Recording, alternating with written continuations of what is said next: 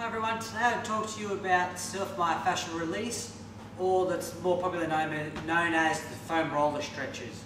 Now the foam roller stretches have been around for a few years now, and they're just good, to hit parts of your muscle that you didn't really stretch usually. So I thought I'd go through 2 or 3 stretches that you can do with the foam roller. So the first one is the most popular one, which is the ITB stretch.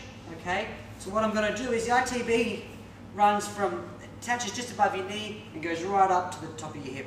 Okay, so what I want to do is I want to use a foam roller to roll up and down my ITB, and when you find a tender spot, you can just sit on that spot for a little while. It kind of just massages the area. Okay, so what I want to do is just place it under my quad there.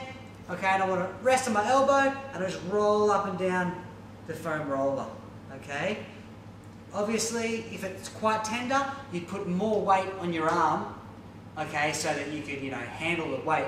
And once you find a tender area, like I'm quite tender here, alright, so I'll just sit on there for, a minute to 2 minutes, depending on how much pain you can put up with, okay.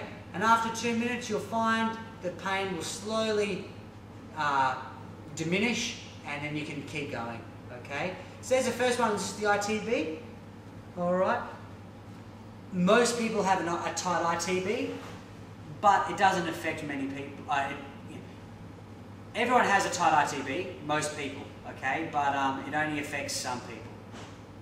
Anyway, the next one we have is the quad. So you're just going to quickly switch from the ITB to the quad. So we're just going to allow them both front down and roll up and down.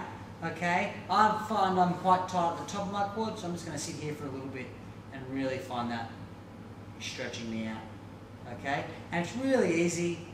It's more fun than just sitting there stretching in one static position. Okay, and it's just going to hit slightly different parts, and then I can obviously switch and do the other side, my ITB on the other side. Lastly, what you can also do is just pop it down on your lower back here, and you can just stretch over that as well here, and just sit there and just really loosen up those muscles in your lower back. Okay, so many judo players have tight lower backs, and it's usually from not bending your knees enough when you're doing your chikomis and your nagakomis at club training. Okay, so really stretch that out. You can also put it long ways down your spine and do that.